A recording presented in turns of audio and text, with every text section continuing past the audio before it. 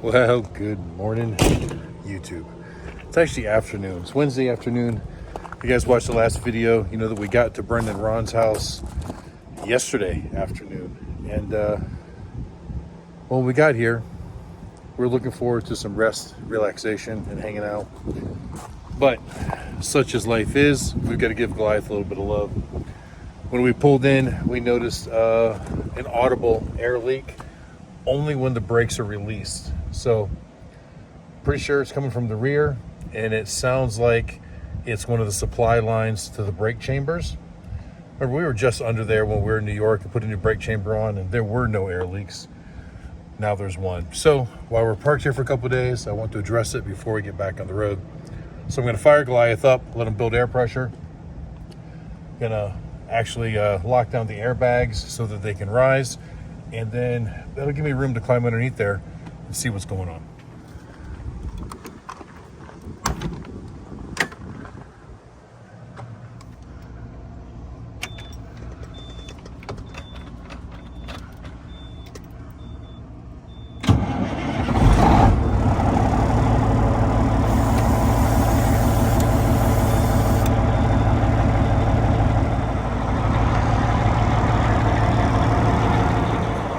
Alright, so while everything is airing up, I'm going to find something to chalk the wheels because I'll need to release the brake before I climb underneath. And well, we don't want it rolling off of the block, so we've got it on to stay level. Also going to grab a flashlight and we'll crawl down there and see what we can find.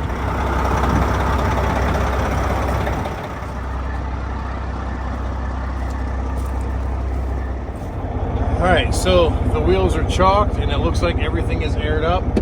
So I'm going to release the brake, make sure that it doesn't roll or it doesn't move, make sure I feel comfortable with that, and we'll climb underneath it.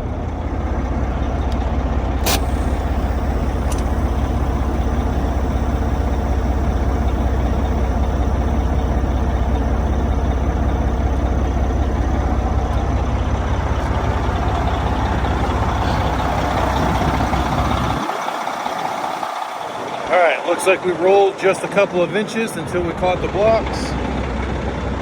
And she looks good and stable now. I don't think it's going anywhere. But as you come back this way, you can definitely hear the air leak. Sounds like it's coming from in front of this axle.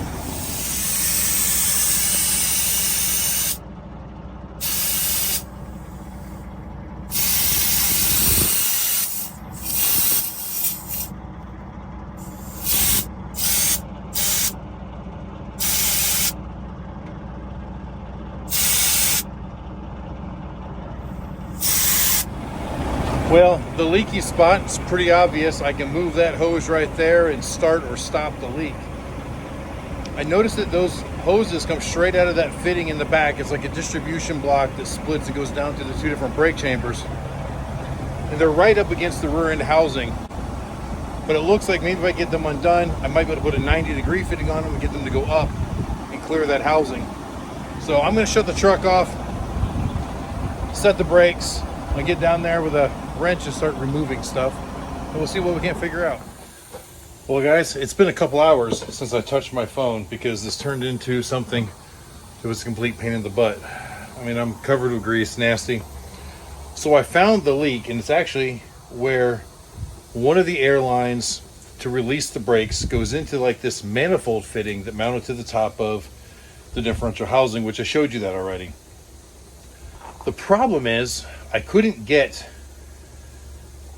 the fitting loose. So there were two hoses, one on top, one on the bottom, and you can't get a wrench onto the bottom one that was actually the problem without taking the top one off. So I got a wrench onto the top one, and everything I had, I could not break it loose. I mean, it was in there tough. So I had to pull the whole manifold assembly off and the lines going down to the brake chambers. And then as I followed those lines back to where they connect on the chassis to the brake relay and stuff, I had to disconnect them at that end, and that I couldn't do. I mean, I fought and fought and fought, and I'm up in an area where I can't move. I mean, you guys know I'm not a little guy, and this is a little space. Again, this is one of those projects that if Goliath wasn't Goliath, it wouldn't be that hard. But because you've got this entire body over top of the chassis, it makes it really, really hard to get to certain things, because normally you'd work from up top, and here you have to go underneath. And where these lines ended back at the brake relay, and there's another little air fitting there that one goes to, it's right back where the rear shocks, the airbags, the drive shaft from drive 1 to drive 2 come in, and there's just no room for my big ass in there. So I fought and fought and fought, and just everything I could do, I could not get those brake loose. So I ended up just cutting the hoses. Not the way I wanted to do it, but hopefully I can mend this so that I can fix the actual problem, which was this fitting here. Down at the bottom, you'll see, where did it go? There it is. You see that fitting itself is actually broken. That was the cause of our air leak. But I had to take the entire thing out in order to get to it. So hopefully I can rebuild this and find a way to mend these hoses. I wanted to replace the entire hose. You know, these hoses are old. They're very likely OEM equipment from 1987. Definitely dry, and you know, at some point it'd be nice to go through and replace all this stuff, and just as things have issues I replace it. But I can't get that back one off, at least not without disassembling half of the truck to be able to get up in there, you know, taking out the airbags, propping it up, drive shaft out, all that stuff. I'm just not going to get into that here in my friend's driveway. So hopefully this will fix the leak for now, and then I'll just have to replace those 2 hoses later on. Head's all nasty and dirty.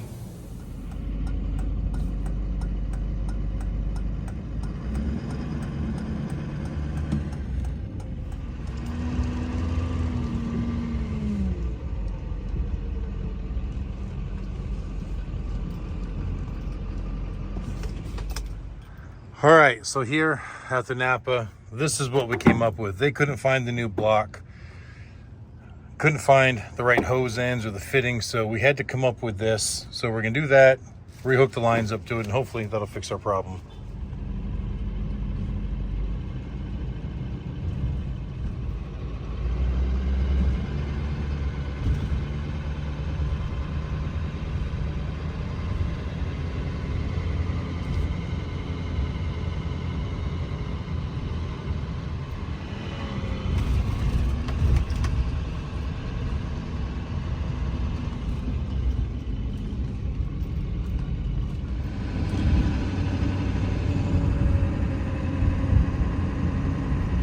All right, and just in case any of you watch Clutch Trucker on YouTube, this is the cereal plant that he's always picking up cereal at, right here in Northfield, Minnesota.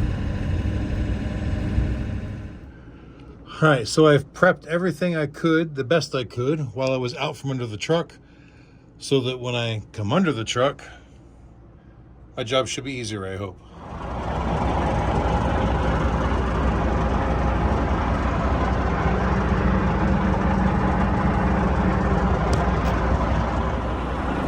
All right, brakes are released and there's no air leak. So I think we pretty much got it fixed. I'm a mess again. I'm gonna clean up these tools. I think we're gonna get ready for dinner pretty soon. But we're hoping that that's a semi-permanent fix until someday I can just come through here and replace all of the lines maybe. Well, good morning again. All right guys, after fixing the truck yesterday, went out to a restaurant called Carboni's, which is one of their favorites here. Very good dinner, and then we just kind of came back and sat around here and didn't record a whole lot. But I'm hoping that now that the repair on Goliath is done, we can actually take today off and enjoy. A pretty hefty storm came through last night, but it looks like the rest of the day is going to be clear. We were worried about the weather today because it looked like it was going to rain on and off throughout the day. However, it looks like the storm came through a little faster, so it came through in the overnight hours, and it looks like it might just end up being a beautiful day. I guess there's still a chance of some spotty rain here or there, but I don't think it's going to be anything that's going to stop us from riding. So I'm going to sit here and go through my emails, finish waking up a little bit because it's only about 8:30, 9 o'clock in the morning, and then we're going to unload the motorcycles and go for a ride.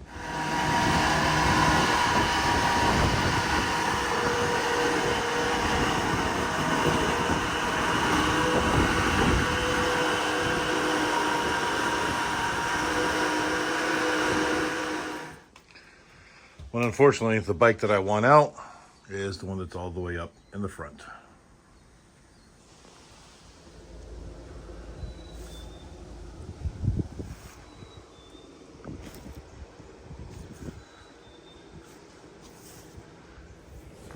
Don't worry, I got him. I didn't need your help. You guys just sit right there.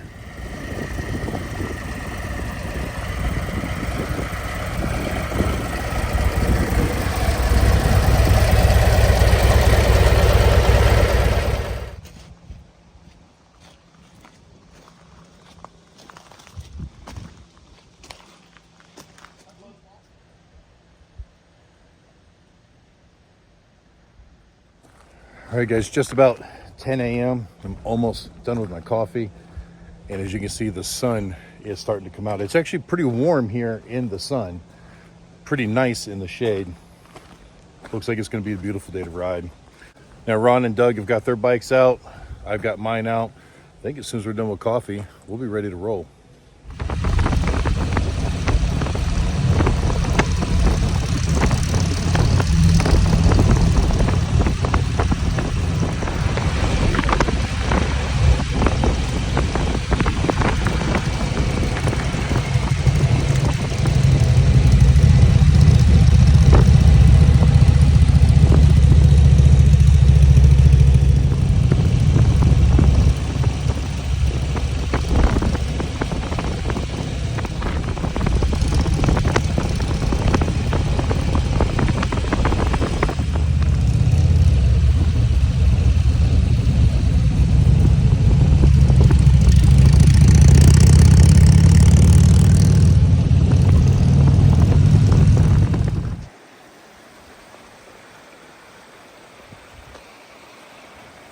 Well known for tubing.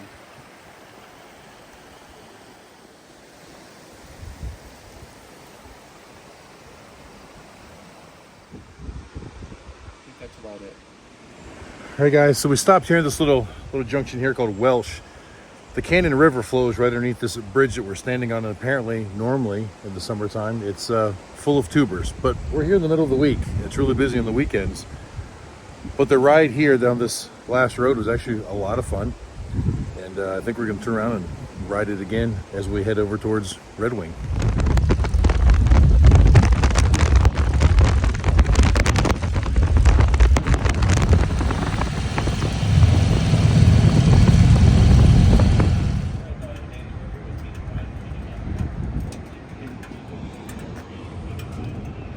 Hi guys, it's about noon and we stopped at this place called Randy's for lunch. I've never been here, but Doug and Ron say it's a pretty good place, so we're gonna give it a try. I'm actually having a little bit of a dilemma at the moment. I had some subscribers reach out to me that live over in Rochester, Minnesota, and they said if we go for the ride today, they want to go with us. Now I know they had to work until like 2 if I'm not mistaken, but I wanted to kind of give them a heads up of where we would be around that time if they wanted to meet up and ride with us. But now, for some reason, I cannot find the message that they sent me. I don't remember whether it was text message or email or on the YouTube comments. I can't seem to find it. So hopefully they can reach out to me again very shortly, and maybe I can get to them. Maybe I'll make a short letting them know where we are, and just to call me or something when they get off work. I don't know.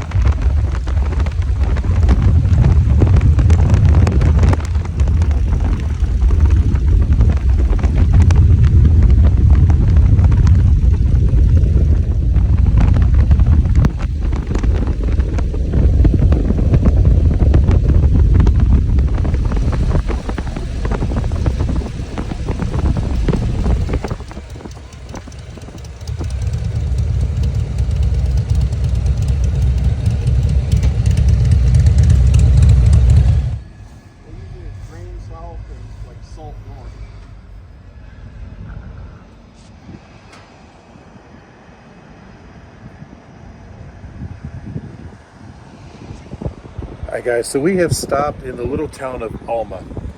Now, after lunch there in Red Wing, which yes, that's where they make the shoes, Red Wing shoes and boots, we crossed the Mississippi River and entered Wisconsin. At that point, we headed south on Highway 25, and it has been a beautiful ride from there on out because you've got the mighty Mississippi River on the right of you, these beautiful bluffs and mountains kind of off to the left. It's just been really nice.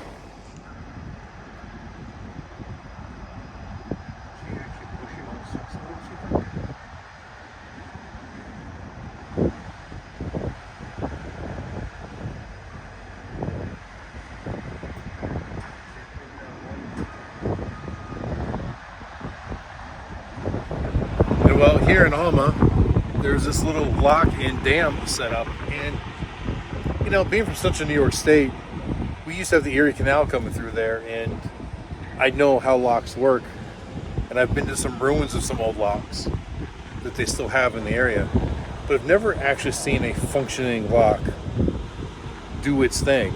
And well, it just happens that as we pulled up, this barge was being pushed in by that tugboat. The gates just closed, so we're gonna get to watch it. Well, I was trying to show you how the water was rising up on the gate right there pretty rapidly, but I didn't hit record properly, so you didn't really get to see it. But I mean, you can still kind of see it coming up and making that board disappear pretty quickly.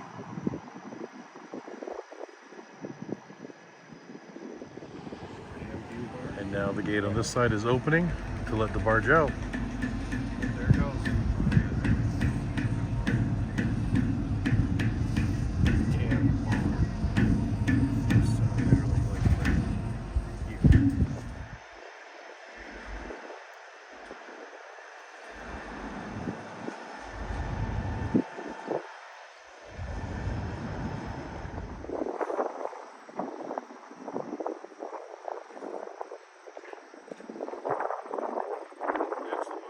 Alright, so they've undone the mooring, and now the barge is pushing its way through.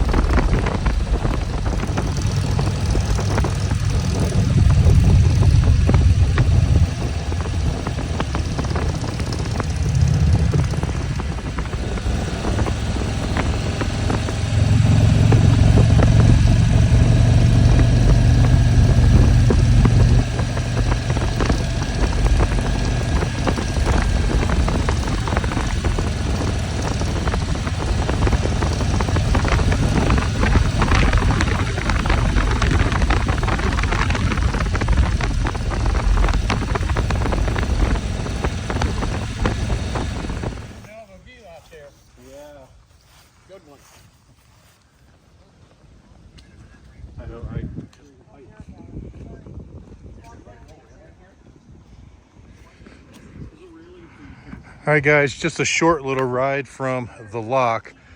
We found a park up on top of the hill with a beautiful, beautiful scenic overlook of where we just were.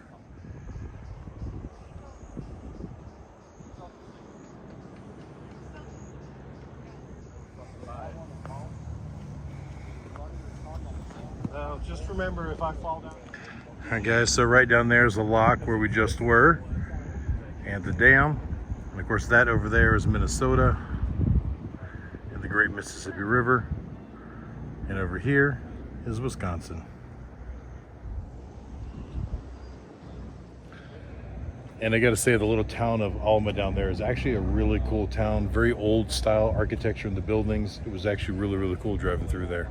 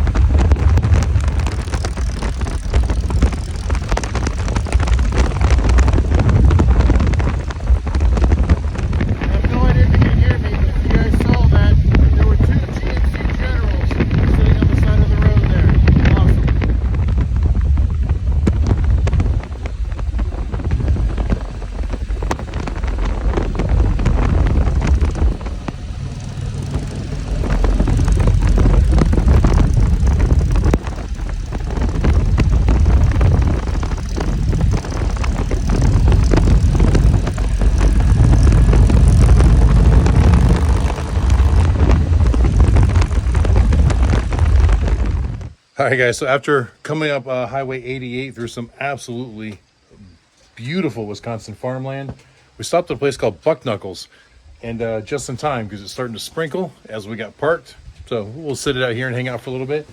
The guys told me that this place is usually packed on the weekends, full of motorcycles. Apparently at a camel toe mall. But we're gonna hang out here for a few minutes, check the place out, and sit the rain out. And who doesn't love a place that's got an old auto car sitting on the side? All right, guys, haven't even gone inside, and this place is cool. Check out the railing there. There's an old fire truck turned into a big barbecue cooker. And of course, the old Standard Oil sign. That's just awesome. Big outdoor area here.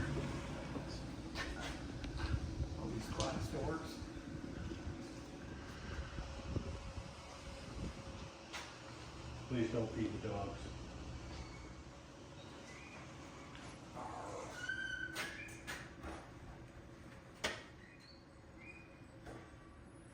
I mean, yeah, they parked this like. Hi guys, and while we're stopped here, I checked my messages and I received a message from Mike. Apparently, he met up with Alan at his house in Iowa, and they're going to drive together out to North Carolina towards my place, where they're going to drop off that trailer and all of the stuff that's packed into that U-Haul truck. So I just rolled in here on Allen in Iowa. We're going to take off, head back to North Carolina here in a couple hours. We've got the U-Haul locked and loaded, trailer hooked up. We should be rolling into the mountains of North Carolina tomorrow evening sometime. Absolutely. And then, I'm sorry, the one before. Hi guys, so it looks like the rain didn't last very long. But now we've got a short window. We're going to try to get out of here before it comes back, because the radar is not looking favorable if we stay in this area. So we're going to dart out of here, try to get back over into Minnesota, where it looks like there's less rain for the next coming hour or two. We're still about 2 hours from Ron's house. We're going to start heading back that direction.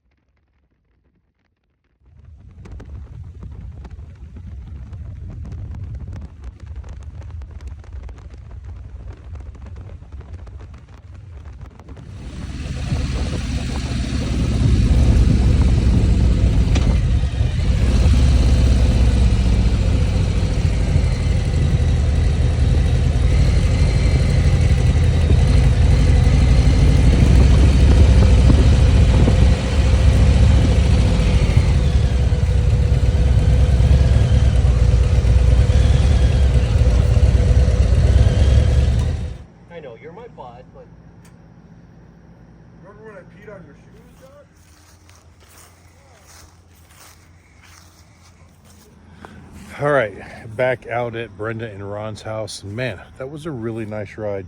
Looks like we did a total of about 230 miles.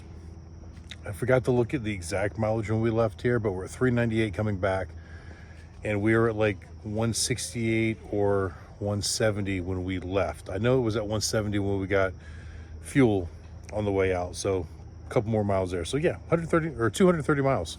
Pretty good ride. And I tell you what, the more I ride this Road Glide, the more I like it. It's just a very different ride than I'm used to. It handles great. You know, 200 miles in the saddle, the seat probably isn't the greatest. We stopped a bunch of times, so it wasn't like 200 miles straight shot, but throughout the day, it's still a little bit tender on the backside. I can probably start searching for a more comfortable seat, I think. But at least now we are almost halfway through that break-in period. Looking forward to getting that done before we get to Ocean City. You know, I've still got it in rain mode, and the bike just runs and drives great in rain mode.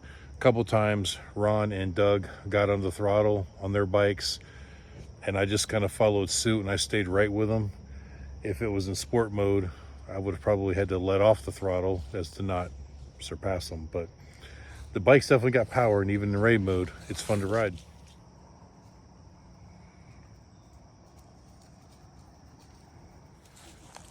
Well, at Sturgis, we did not reach the 20,000 subscriber mark that I was hoping for. Well, let's not give up. Let's keep trying. We've got Ocean City, Maryland coming up in a couple of weeks. So let's see if we can hit 20,000 subscribers by the end of that rally. So guys, if you like this content, please hit the subscribe button. Hope you enjoyed it. And until the next time I see you, keep those engines running.